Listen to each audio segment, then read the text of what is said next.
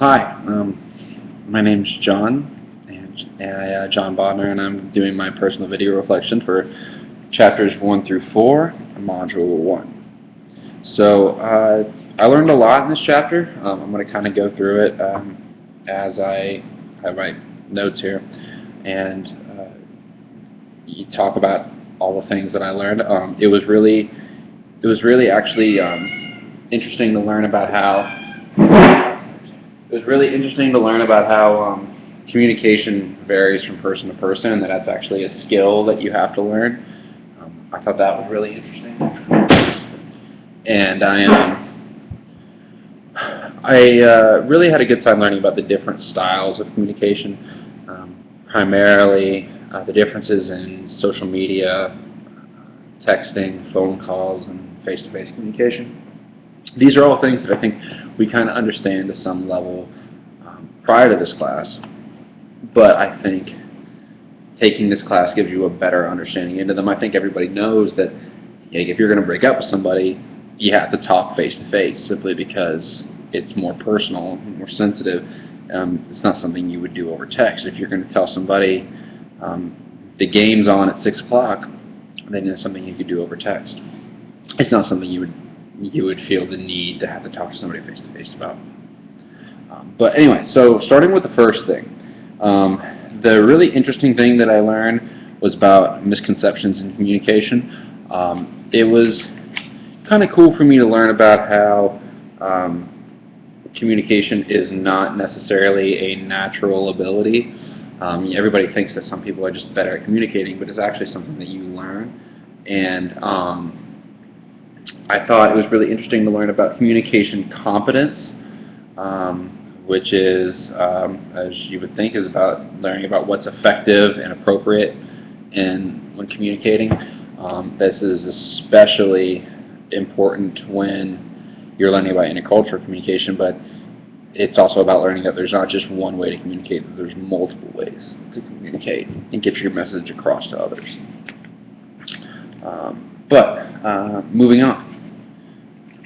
Let's see here. Okay, so my next thing that I wanted to talk about was emotional richness, or leanness and richness of a message when it comes to communication. This, again, is really important when you're talking about face-to-face communication, social media, emails, texting. It's really, really important because it's really hard for a text message to be emotionally rich just because there is no personality attached to it. It's just words, as opposed to when you're talking face-to-face, you have body movement, facial expressions, you have tone, you have so many other things that will make the message richer. And so communication, that was really interesting, those things were really interesting to learn about. Hyper-personal communication was actually something that I found a topic that I found really interesting. Hyper-personal communication is where you just take a topic or take a conversation and you make it extremely personal very quickly, or where you are not necessarily quickly, but you bring up topics that are personal. I can't think of any other way to say it other than that.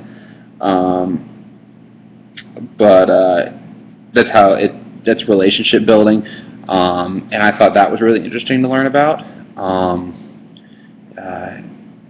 It's definitely something that we all think about, but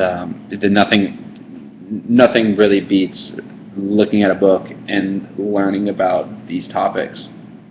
I think that hyper-personal communication obviously is going to be more emotionally rich than most communication would be, and so that's another thing that I thought was really cool to learn about.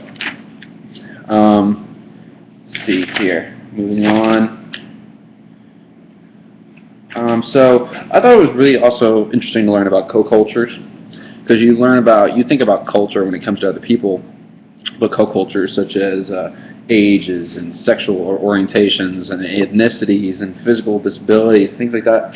These are co-cultures that will also be important when you're communicating with others, because everybody's going to be different in their own ways, and so it's learning about each other's differences and co-cultures that will make communication either more difficult or I don't want to say difficult, but maybe harder to connect because you're not necessarily alike. So it's things the differences you have to learn about each other and be sensitive towards. And let's see here. And the most interesting thing to me was the thing about the perceived self and impression management. These are all things that we also think about in our heads about how we judge ourselves. We judge other people differently than we judge ourselves, which would be, it's obviously a fault within human nature. I can't remember the term at the moment, but how we see ourselves and how we can get others to see us, I thought was a really, really interesting topic to discuss in the chapters, and that is in chapter 3. And yeah, so far I think the class has been really interesting. Learning about all these different types of communication and how we see ourselves and judging others has been really interesting to me, and I'm looking forward to the rest of the class. So, signing off.